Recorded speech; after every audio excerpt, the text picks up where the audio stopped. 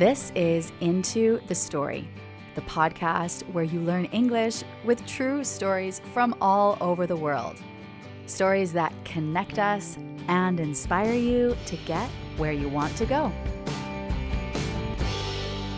Hello and welcome. I'm Bree, your host. Do you have a list of things that you want to do? I mean, things that really matter to you. Maybe they're big dreams on your bucket list, or maybe they're small things but meaningful, like calling a friend that you haven't talked to in a while. And you keep telling yourself, I'll do it tomorrow. I don't have enough time today, or money, or energy. But the truth is, we never know what tomorrow will bring.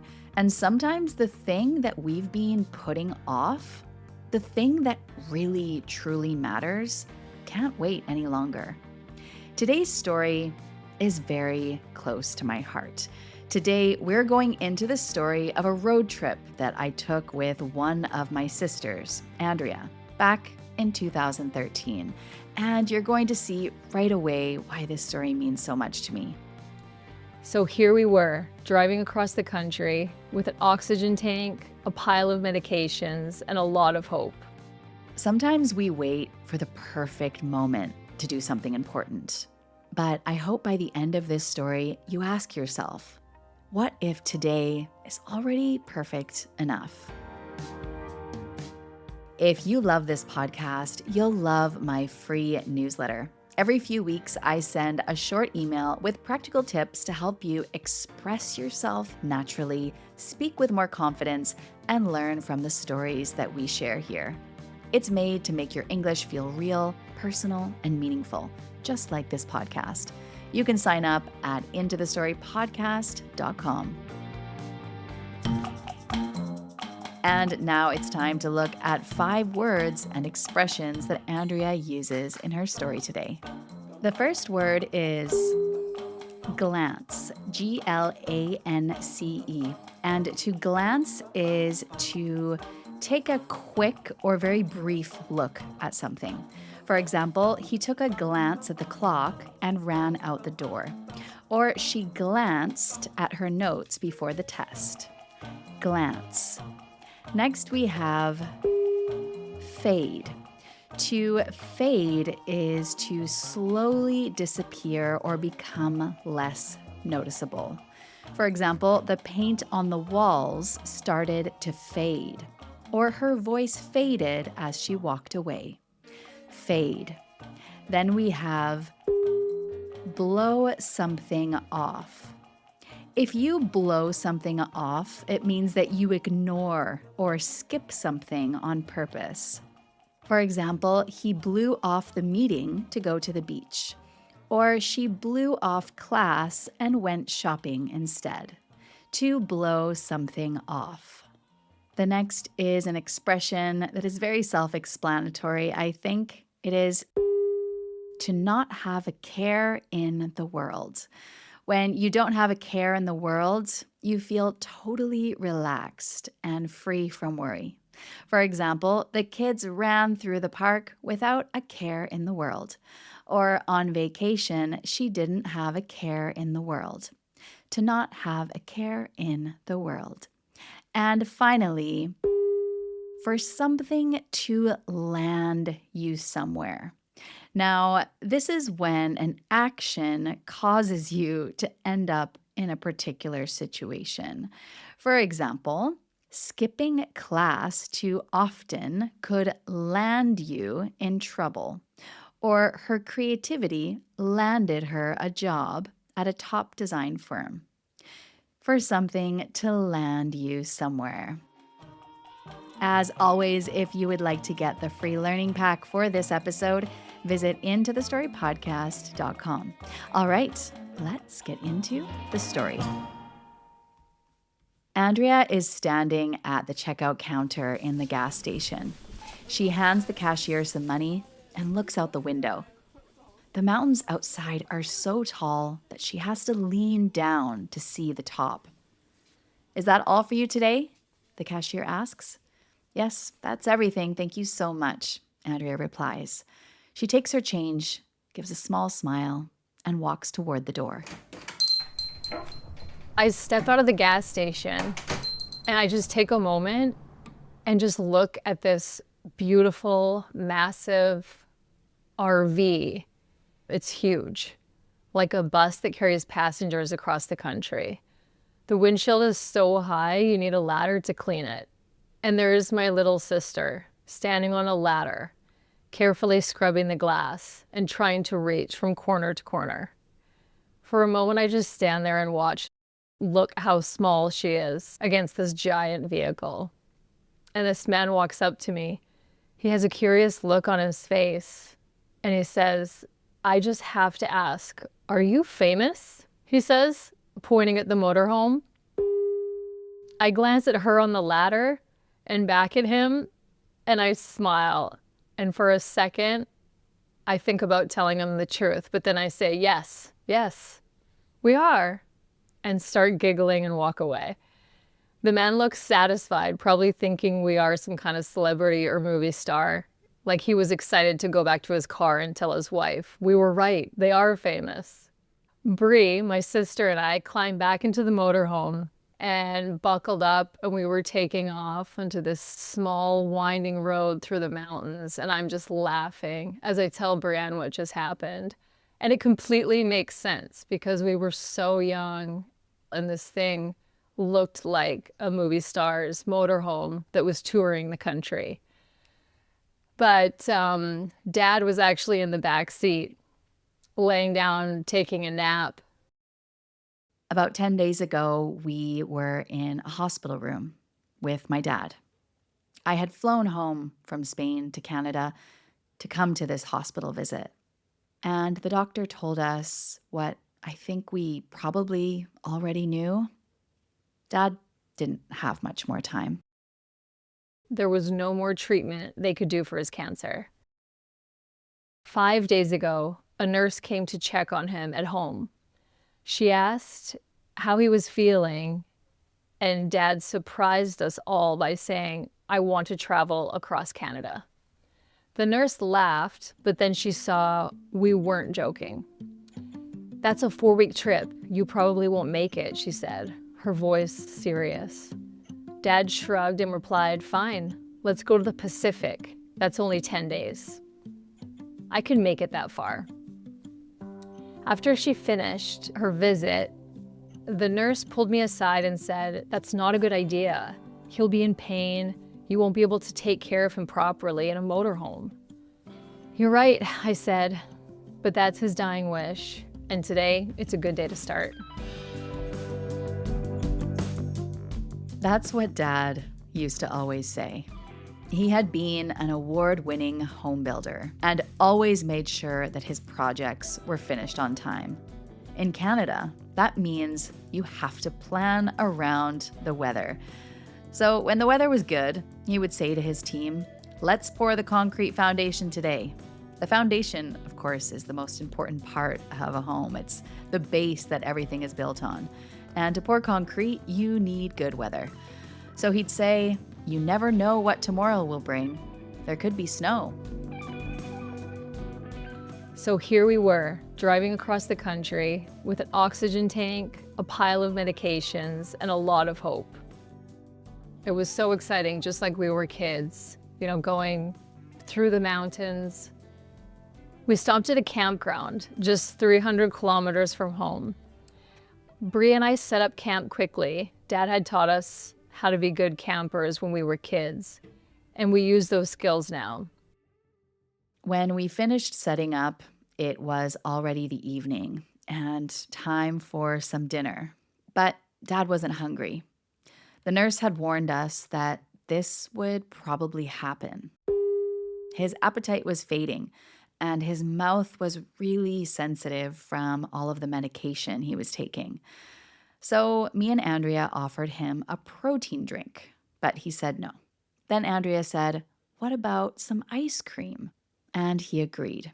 So she scooped him a bowl of ice cream and decided to sprinkle just a little bit of cinnamon on top to make it taste that much better. So gave him some ice cream and went back up front. and I was talking to Bree. We were going through whatever maps we were going through at the time, scheduling our next day, and he just started coughing and hacking. And it was such a scene. I thought it was so dramatic. And he just started saying, "Are you trying to kill me? Are you trying to kill me? Oh my gosh." And we were just laughing and blew it off like, "You were just being so dramatic. I just put a little bit of cinnamon on your vanilla ice cream, okay? It's not a big deal." And he just continued hacking and coughing. And I walked back to give him a little bit of water. And as I walked past the kitchen counter, I saw it said cayenne pepper. And it was totally my fault. I put cayenne pepper on my sick father's vanilla ice cream. And oh my gosh, we ended up just starting to laugh. And once he finally caught his breath, sweet dad, he started laughing too. That night, Andrea and I stayed up to plan our trip. We had started the day in Calgary, our hometown, in Western Canada, right beside the Rocky Mountains. The next morning, we left early. It was a long drive to Penticton, a small town in southern British Columbia. We had spent so many summers there as kids, swimming in the lake, making fires at our campsite, and going go-karting at a specific go-kart track just out of town. So as soon as we arrived, we went straight to the go-kart track. Bree and I raced each other while Dad cheered from his wheelchair, smiling like he did when we were kids. He didn't have a care in the world. In Vancouver, we stayed at our aunt's house. Mornings were warm and peaceful. The kitchen smelled like fresh coffee, and we spent hours playing cards. Dad spent his time writing. Later, I found out he was writing letters to my sisters and I. His sister helped him edit them because the cancer had made it hard for him to think clearly. Finally, we reached the ferry to Vancouver Island. And when we reached the ticket agent, she asked, "Is it just the two of you?" as she was looking in the window. And we were like, "Yep, just us." And then we ended up giggling because Dad was sleeping in the back. And he was definitely proud of that we saved on the fare. It was a quiet hour-and-a-half ferry ride across the calm water. Then we drove across the island, heading to a very special place, Tofino. Tofino is a small little town on the edge of the Pacific Ocean. It's surrounded by thick green forests. There seems to always be a soft mist and huge, strong ocean waves. The area is part of the Pacific Rim National Park, a protected temperate rainforest. It is one of the most beautiful places in the world. Dad had gone to Tofino in the 1950s with his mom and his 7 brothers and sisters. They came to see the wild Pacific and dig for clams when the tide was low. It was a simple, happy memory that he had, and he always talked about going back. So now we were making that same trip with him. When we arrived in Tofino, we picked up our sister, Jacqueline, Jax, we call her, at the airport. And then we set up camp right on the coast. And there was only one thing left to do: go to the beach and watch the sun set over the Pacific Ocean. That evening, we bundled up Dad with blankets, packed his oxygen tank as usual, and pushed him down to the beach. The sand was soft, but super hard to push through. I was pulling, Bree was pushing, Jax was holding his oxygen tank. It was really hard, but we finally got to the water's edge, and it was calm. Everything was calm and quiet. I don't even think we talked to each other, honestly. I don't think we said one word. We all just had this soft smile on our face and just enjoyed it.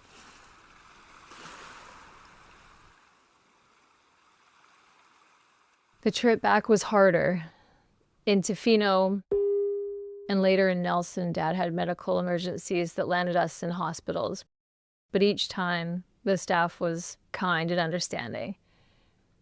I live in the States, and just looking back at how amazing and how much I appreciate the Canadian healthcare because of how we were treated, I'll appreciate that forever.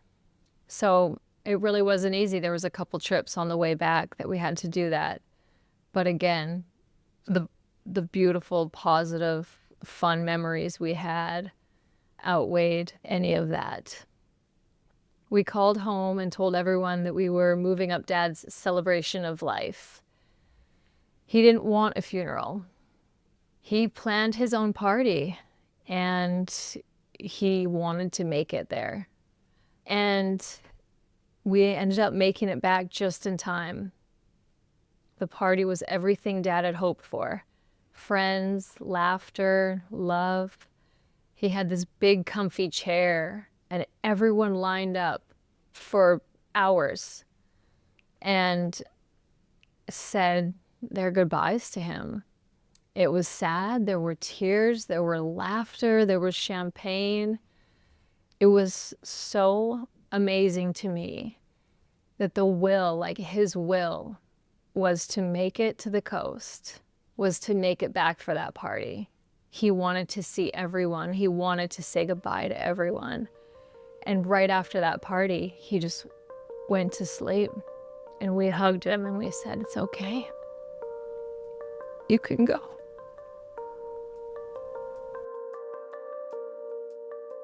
Five days later, surrounded by all three of us, he passed away peacefully.